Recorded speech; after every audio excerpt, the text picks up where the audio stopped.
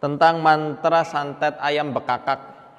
Mantranya ini benar-benar nampak sekali, nampak jelas dia itu bekerja sama dengan jin atau setan ya. Mantra tentang santet ayam bekakak nih.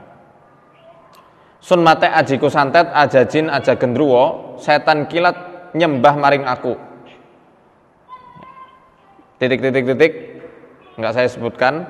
Kemudian he setan bekasakan sira sun kongkon ya. Wahai setan-setan bekasakan, kalian aku perintah untuk, nah, tergantung hajatnya untuk apa, mau nyantet atau mau apa.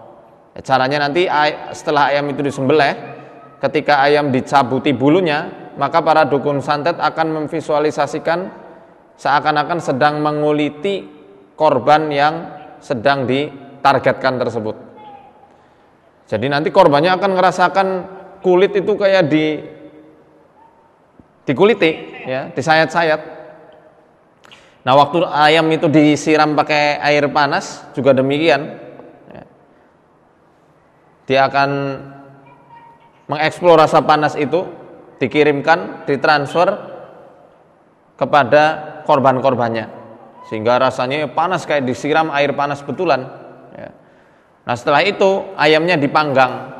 Nah, ketika ayam ini dipanggang, inilah yang menjadi klimaks final dari proses ritual santet bekakan tadi ya.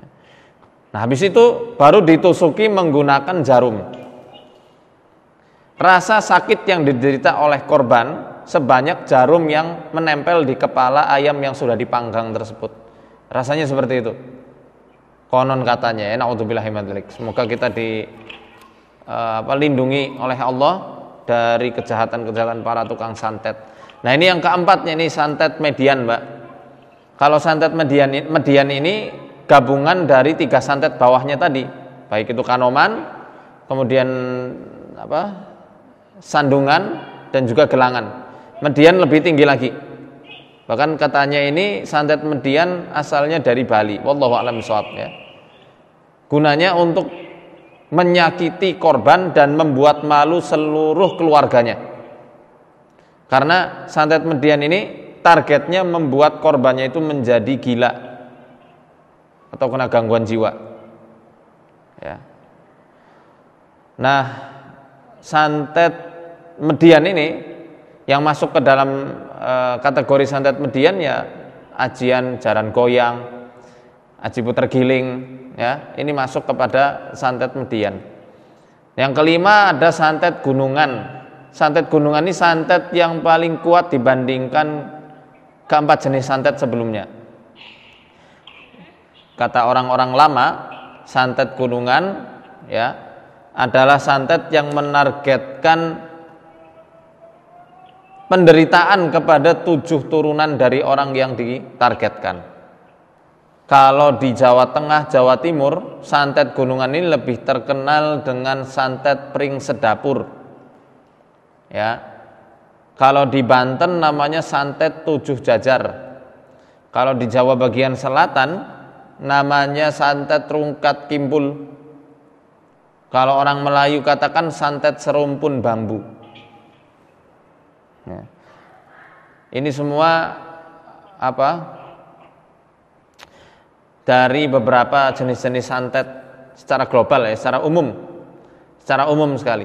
Kalau yang median tadi yang menurut saya parah itu ya, walaupun bukan yang paling kuat tapi dia yang paling parah menurut saya, karena medianya itu menggunakan ini, Mbak, hewan-hewan liar, baik itu rusa, baik itu serangga ya, burung biasanya burung yang dia itu terbang di alam liar. Nanti burung itu dia tangkap, diikat paruhnya menggunakan benang atau tali atau kawat ya, atau apapun itu, bisa juga dilem supaya paruhnya tidak bisa buka. Kemudian nanti dibacakan mantra dan dikatakan, hei burung, terbanglah kamu dengan kegelisahanmu. Secara otomatis burung dia itu kan cari makanan tiap harinya, ya kan? Karena paruhnya tidak bisa buka, gelisah dia itu, stres burungnya, kelaparan, stres, disiksa luar biasa. Naudzubillah min dzalik. Kita tidak bisa bayangkan gimana siksanya para tukang santet kelak di akhirat. Dia mau makan tidak bisa, otomatis mulutnya tertutup. Makanya nanti korban yang menggunakan media hewan liar tersebut, burung yang sudah direkatkan kedua paruhnya ini, dia akan gelisah seperti halnya burung itu gelisah. Pergi ke sana kemari tidak jelas. Targetnya dibuat gila sampai mati. Ya, target matinya ya tergantung burung itu matinya kapan. Jadi itu akan seperti dikasih benang sambungan, Mbak, antara orang tersebut dengan burung tersebut. Nah, apakah ini mendahului takdirnya Allah Azza wa Jalla? Jelas tidak. Ya, karena banyak juga kasus-kasus santet median ini yang korbannya juga Allah berikan umur yang panjang gitu ya. Walaupun dia gila, sering dibuat gila, kadang sadar, kadang gila lagi, kadang sadar, kadang gila lagi. Ya. Jadi kalau ajal seorang manusia itu belum sempurna, belum sampai takdir kematiannya, ya mau disantet jenis apapun juga nggak akan pernah mempan, nggak akan pernah bunuh dia, paling hanya menyakiti. Kalau dia bersabar jadi tambahan pahala untuk korbannya, dinaikkan derajatnya di akhirat kelak di sisi Allah, ya, dan juga untuk istidraj, penguluran waktu, supaya kelak di hari kiamat Allah sempurnakan siksaan untuk setan-setan tersebut dan untuk dukun santet yang mengirim setan-setan itu. Na'udzubillah min dzalik. Keji sekali. Nah, selain santet ada juga yang namanya teluh. Kalau teluh itu kan kita sering dengar ya, ada teluh, tenung, santet gitu ya. Kalau teluh istilah yang digunakan untuk mentransfer penyakit melalui bantuan ruh yang menunggu desa. Yang dimaksud ruh penunggu desa ya jin. Kalau orang kita bilangnya danyang desa. Danyang desa gitu ya. Ada juga tenung. Kalau tenung ini ya transfer energi dari benda-benda tertentu, media-media tertentu. Bisa paku, bisa kawat, bisa juga besi, lempengan besi. Nanti energi tersebut ya yang seakan-akan memindahkan paku dari satu tempat untuk masuk ke dalam tubuh korbannya. Ada yang memang bisa masuk betulan, tapi kebanyakan pakunya masih ada di tempat dukun. Hanya energi-energi dari paku yang sudah dimantrai itulah yang nanti ditransfer melalui bantuan-bantuan dari bangsa jin yang kafir, yang menjadi sekutu para tukang santet. Itu yang namanya tenung. Itulah sekilas, mungkin sebenarnya ada banyak sekali, Mbak. Ada juga ini yang tentang santet-santet yang masuknya itu melalui hati ya, liver, melalui empedu. Banyak sekali ini. Kenapa kalau misalnya rata-rata korban santet itu rasa nyeri di ulu hati? Tadi belum itu. Kalau dari prinsip yang dijelaskan oleh Syekh Dr. Sa'ad Said Ahmad Abduh Hafizahullah dalam kitab Maradus Sihr, orang yang suka nyeri di ulu hati secara otomatis karena pernah meminum atau memakan beberapa media-media sihir yang dilarutkan atau yang dicampur dengan makanan, itu ya, atau dengan media sihir-sihir manfukh. Nah, yang tadi kita bahas dari awal sampai akhir, kebanyakan sihir di Indonesia itu dengan menggunakan media hembusan, Mbak, karena itu dihembuskan dari jarak jauh. Walaupun ada tadi yang menggunakan matfun, metode sihir yang dipendam. Ada yang menggunakan sihir ulek itu tadi ya, ulek mori itu, yang dibungkus pakai kain mori. Tapi kebanyakannya manfuh. Di Indonesia beberapa sihir-sihir yang menyerang ulu hati, liver ya, ada yang namanya aji galak,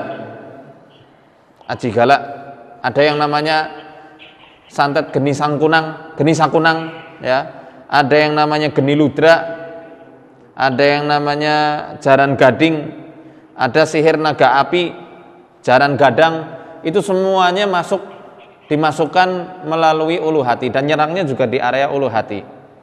Nanti cara menetralisirnya ada yang dinetralisir melalui telapak kaki sebelah kanan ya. Ada juga yang dikeluarkan melalui tangan sebelah kiri ya. Ada juga yang dikeluarkan melalui pusar, ya. Jadi beberapa jenis-jenis ajian-ajian tersebut ada tempat pengeluarannya sendiri, Mbak. Ada tempat masuknya, ada tempat pengeluarannya. Ada yang melalui pusar, ada yang melalui tangan kirinya, ada yang melalui telapak kaki bagian kanan. Ya. Itu pembahasannya mungkin harus praktek langsung ya. Jadi mungkin nanti kalau kita trip ketemu, nah itu baru kita praktek insya Allah. Itu ya. Luar biasa. Biasa di luar kita. Siap. Ustadz, ini kalau dari jenis-jenis santet tuh ada santet lepas, santet yang dijaga dari sifatnya, terus ada juga yang santet susuk, santet khodam, yang dari jenis benda perantaranya, terus ada tingkatan-tingkatan dasar, menengah, tinggi, yang tadi itu yang sempat kita bahas, sampai yang paling tinggi itu gunungan. Nah, fase-fase ini tentunya pasti di si perantara itu tadi, si jin yang diambil dari alam-alam. Jadi memang kalau misalnya paling tinggi itu targetnya adalah membuat stres atau gila sampai menghilangkan nyawa ya. Iya. Karena kan pada hakikatnya ilmu dasar, ya, pondasinya ilmu sihir itu membuat orang gila, membuat orang takut, dikacaukan dulu kejiwaannya. Seperti yang dijelaskan oleh Allah Azza wa Jalla dalam surat Toha. Saat Nabi Musa alaihissalam duel, ya kan, sama penyihir-penyihirnya sewaannya Fir'aun itu. Sifat manusiawinya Nabi Musa muncul. Fa'aujasa fi nafsihi khifatan Musa. Di saat itu Musa muncul rasa takut ketika melihat tongkat-tongkatnya kok berubah jadi ular nih, tali-talinya berubah jadi ular. Fa'aujasa fi nafsihi khifatan Musa. Nabi Musa takut. Allah kabarkan itu. Maka solusi pertama, sebelum Allah menyuruh melemparkan tongkat, Allah tenangkan dulu batin Nabi Musa. Qulna la takhaf innaka antal a'la. Di sini kita bisa mengambil pelajaran, Mbak. Yang pertama, hilangkan rasa takut, hilangkan rasa panik, la takhaf. Seperti Allah sedang memberikan ketenangan pada Nabi Musa alaihissalam. Kemudian yang kedua, dimotivasi. Innaka antal a'la. Kamu itu lebih tinggi daripada penyihir-penyihir. Sekarang, Mbak, banyak korban-korban santet yang sering kita datangi, itu mereka kehilangan motivasi hidup, kehilangan motivasi ibadah. Karena apa? Pertama, keluarganya sudah putus asa. Kedua, keluarganya tidak ada yang mempercayai bahwasanya dirinya kena santet, ya. Ketiga, dia tidak punya teman curhat karena tidak ada yang bisa merasakan apa yang dia rasa. Maka tugas kita selaku roqi, peruqyah, ya, atau orang yang peduli dengan terapi Qur'ani ini, bangkitkan dulu kejiwaannya, jangan urusi jinnya dulu. Ya, ini juga untuk teman-teman yang ada di rumah, bangkitkan dulu kejiwaannya, bangkitkan motivasinya, bangkitkan semangatnya, hilangkan rasa putus asanya, maka insya Allah pengaruh-pengaruh santet itu akan lepas dengan sendirinya, satu persatu, akan lebur dengan sendirinya. Ya, itu. Kalau tidak, sebenarnya dia mati karena rasa putus asanya sendiri. Orang putus asa, orang sedih, ya secara otomatis hormon-hormon yang jelek itu yang keluar dari tubuhnya, menyebar ke seluruh tubuhnya. Itu, Mbak. Kenapa kalau ada, misalnya kan ada jenis santet di sini yang misalnya susuk konde yang berasal dari Jawa. Ini dia salah satu indikasinya adalah sakit yang aneh yang tidak masuk akal. Tapi artinya fasenya adalah indikator atau tandanya adalah sakit. Nah, kenapa misalnya para target-target santet atau orang yang terkena santet ini ketika diperiksa ke medis itu si sakitnya ini tidak terdeteksi? Orang-orang yang kena santet sebenarnya ketika dia sudah masuk ke tahap sakit, saya katakan dia sudah masuk ke tahap sakit fisik, dia secara tidak sadar telah masuk ke dalam perangkap para tukang santet, masuk kepada fase-fase yang dapat menyebabkan dia makin sakit. Apa fase-fase tersebut? Pola hidupnya dirubah sama setan. susah tidur malam, betul? Kebanyakan orang yang kena gangguan insomnia, ya kan?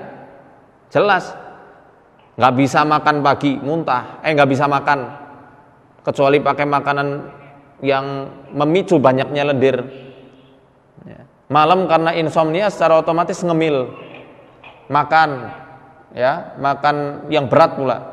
Nah kalau seperti itu keadaannya, kadar lendir kan banyak, balgom, itu yang jadi permasalahan. Ketika balgom itu banyak, lendir-lendir banyak, ya, meliputi hampir seluruh organ-organ tubuhnya, maka penyakit tersebut akan susah dideteksi oleh medis. Tetapi dengan mukjizat pengobatan Nabi, penyakit itu masih tetap bisa dideteksi. Karena mata tidak bisa bohong, lidah tidak bisa bohong, tangan kita juga tidak bisa bohong.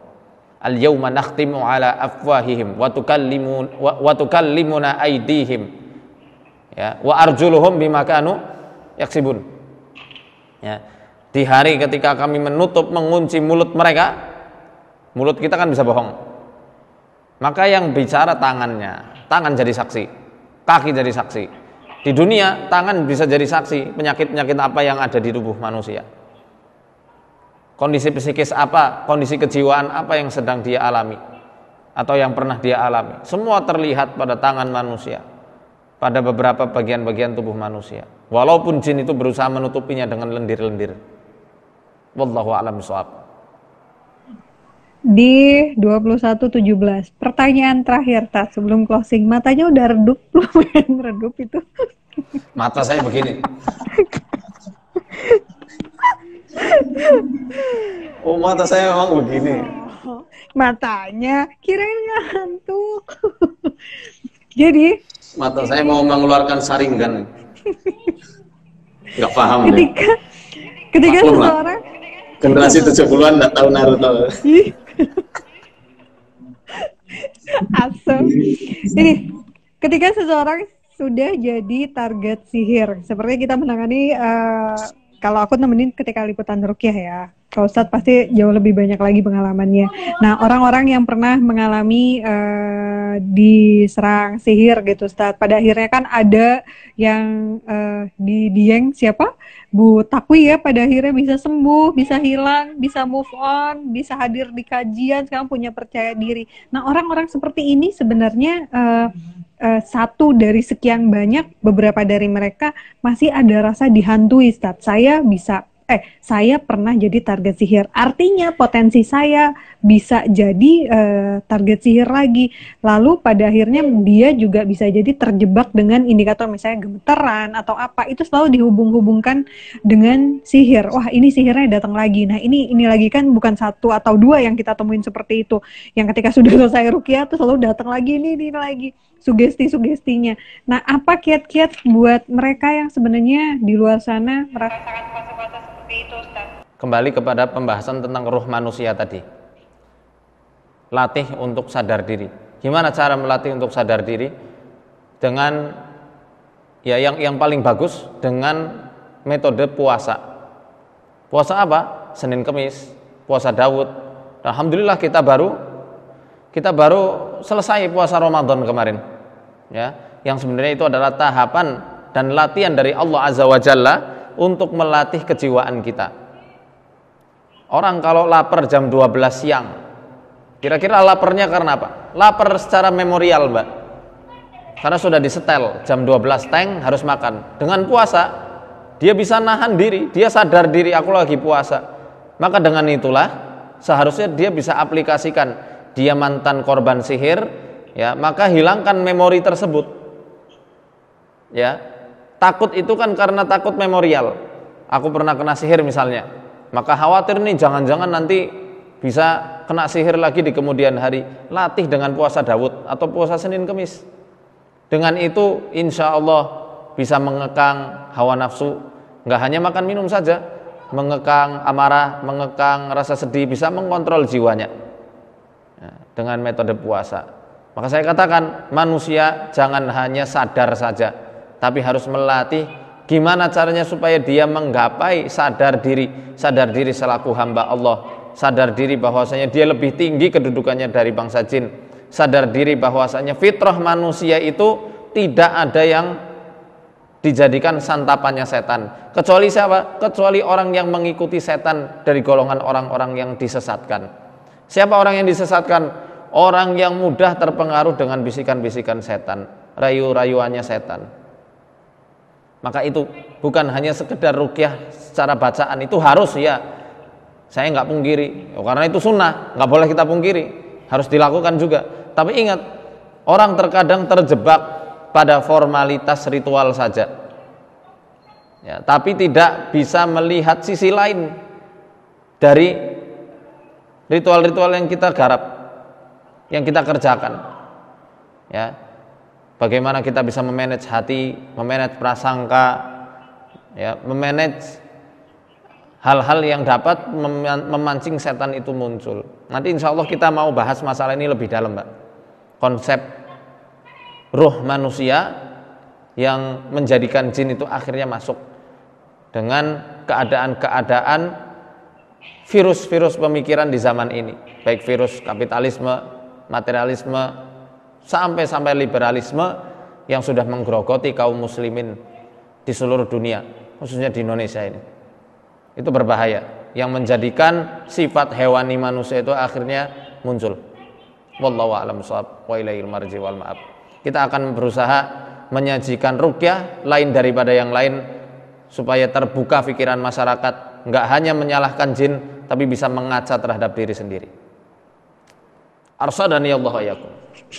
Siap. Alhamdulillah 21 Jangan lupa subscribe ya. Itu jangan lupa subscribe YouTube-nya Ustadz Faizar. Jangan lupa follow IG-nya Ustadz Faizar. Jangan lupa follow IG-nya Ruqyah nggak usah promosi juga. Oh, nggak usah promosi. Jangan lupa nonton Banida di mana, Mbak? Apaan? Alhamdulillah ya Allah, mudah-mudahan pandemi ini segera hilang. Semoga orang-orang bisa sehat kembali. Semoga kita bisa silaturahmi dengan orang-orang di sana, di luar sana yang butuh bantuan untuk diruqyah ya Ustadz. Masya Allah, banyak banget sebenarnya yang udah masuk. Terharu kadang, makanya kondisi mereka. Apa? Kapan Ruqyah Trans 7 trip lagi? Aduh, kita juga menantikan. Sayangnya memang dengan kondisi corona masih dan juga pembatasan, kita nggak bisa bergerak di mana-mana karena krunya di Jakarta. Jakarta zona merah masih sampai saat ini. Mudah-mudahan kalau sudah longgar, sudah membaik, kita bisa silaturahmi lagi ke Banyumas, ketemu dengan pasien-pasien langganan ya. Ya Allah. Siap ya. Nanti kapan-kapan tuh ada yang bilang tadi katanya Zoom start, bikin kajian Zoom.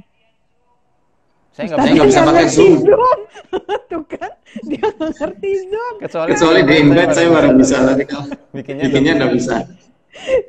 Nanti insya Allah nanti Arsyada pasti bikin. Ustadz, terima kasih. Jazakallah khairan. Sama-sama. Sehat-sehat. Salam buat Bang Adel, Ibu Umu, Ibu Lis, Mas Yono dan lain-lain. Doakan Mas ya, Dimas, mudah-mudahan Mas Ruqyah Gombes. 7 walaupun tayangnya jam 11 malam nanti masih bisa mengudara di Juni supaya bisa jadi ladang syiar lagi nih buat tauhidnya orang-orang di malam. Jangan dicekokin tayangan-tayangan mistik aja ya. Doa buat semuanya, dukung juga ya. Nah, itulah kajian live bersama Ruqyah Trans 7. Jangan lupa saksikan Ruqyah Trans 7 setiap Sabtu dan Ahad jam 11 malam. Ya, setiap Sabtu dan Ahad. Tripnya wallahu a'lam kapan ya. Semoga pandemi Covid-19 ini segera diakhiri oleh Allah Azza wa Jalla. Ya, yang sakit Allah sembuhkan, yang sehat Allah jaga, yang sudah wafat Allah rahmati. Amin amin ya rabbal alamin. Demikianlah sajian pengajian kami tentang jenis-jenis sihir di Nusantara. Tentu yang kami sampaikan itu masih sedikit dari berbagai khazanah keilmuan yang ada, yang tersebar di bumi Nusantara tercinta ini.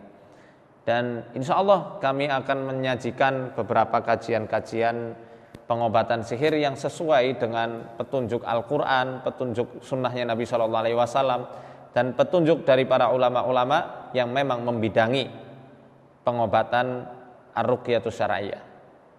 Jangan lupa like, comment, dan subscribe channel Muhammad Faizar Official, dan nantikan konten-konten terbaru kami. Arsadani Allah yakum. Assalamualaikum warahmatullahi wabarakatuh.